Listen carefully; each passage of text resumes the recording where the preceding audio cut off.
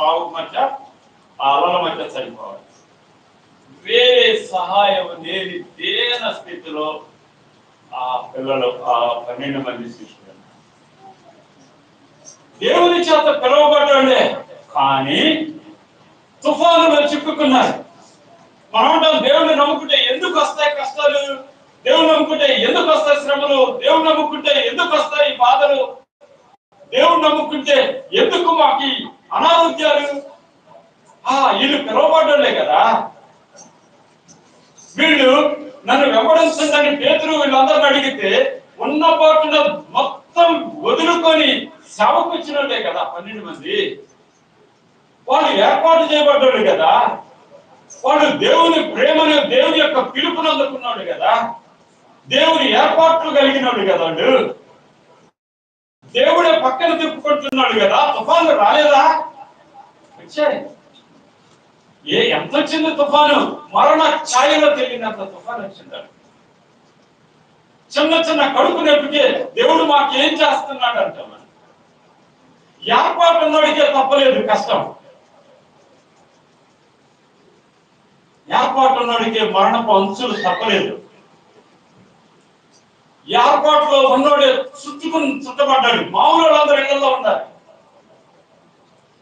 పిలుపు లేనివాడు ఇళ్లలో ఉన్నారు, పిలుపు లేనివాడు కుటుంబాల్లో ఉన్నారు, పిలుపు లేనివాడు క్షేమంగా ఉన్నారు, పిలుపు లేనివాడు ఏ తుఫాను దెబ్బకి గురి కాకుండా ఇళ్లలో ఉన్నారు. పిలుపు ఉన్నోడు తుఫాను చిక్కుకున్నాడు. పిలుపున్న జీవితానికి కష్టాలు, శ్రమలు వ్యక్తివే. నీతిమంతులకు కలుగు ఆపదలు అనేకమైన రాసిన సామెతల్లో. మాకే కష్టాలు, దేవుడు నమ్ముకున్నాకే కష్టాలు రాలేదంటే దేవుడు నువ్వు నమ్ముకున్నావు యొక్క దేవుడు నిన్ను నమ్మలేదు, అందుకని నీకు కష్టాలు రాలేదు.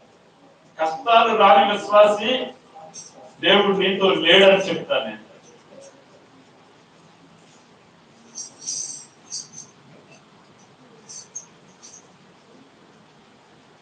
దేవుని పిల్లరా, అది చూసిన ప్రభువు ఎక్కడో మిట్ట మీద అన్నాడు. ఆయనకి అక్కడ దొరకలేదు, ఏంటో మనకు తెలియదు. సముద్రం మీద నడుచుకుంటూ వచ్చాడు.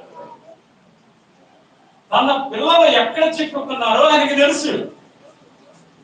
తన బిడ్డల చుట్టూ అలుముకున్న పరిస్థితులు తెలుసు. తన బిడ్డల చుట్టూ ఉన్నటువంటి దేనస్థితి, వాళ్ళు ఇరుక్కున్న మరణ ఛాయలు ఆయనకి తెలుసు. అందుకని ఆయన సముద్రం మీద నడుచుకుంటూ వచ్చాడు.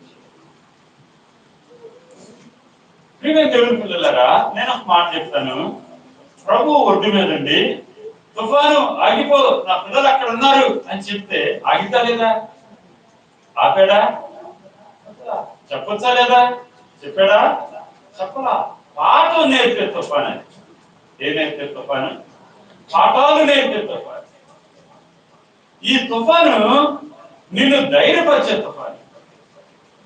ఈ తుఫాను నీ అభిప్రాయాలు మార్చే తుఫాను.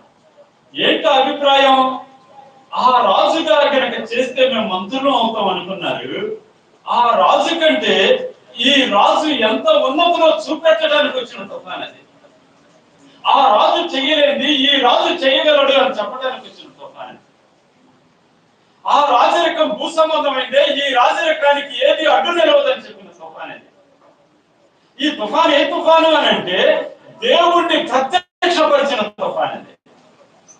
వారు వెంబడిస్తున్న వాడు నరుడు కాదు, దేవుడే ఉన్నాడని ప్రత్యక్షపరిచే తుఫాను. నీ ఇంట్లో కొన్ని శ్రమలు దేవుడిని గుర్తుపట్టడానికి వస్తాయి తుఫాన్లు. నీ శరీరంలో అనారోగ్యాలు, నీకు వచ్చే కష్టాలు, నీకు వచ్చే ఆర్థిక పరిస్థితులు దేవుడు ఎవరో గుర్తుపట్టడానికి వచ్చే తుఫాన్లే కానీ దాన్ని నెట్టేయాలనుకోమాక.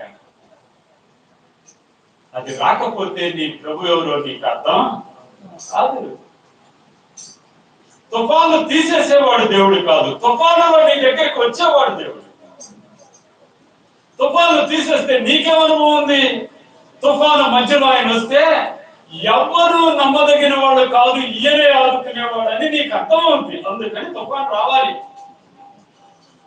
ఈయన ప్రభు అని అర్థం కావాలి, ఈయనను వెంబడించదగిన వాడు అని అర్థం కావాలి, ఆయన కను దృష్టి నీ మీద ఉందని అర్థం కావాలి, ఆయన నిన్ను ఆదుకోవడానికి ఎప్పుడు దూరంగా ఉండడని అర్థం కావాలి. నాకు దేవుడు ఎక్కడో కొండ మీద చేసి మమ్మల్ని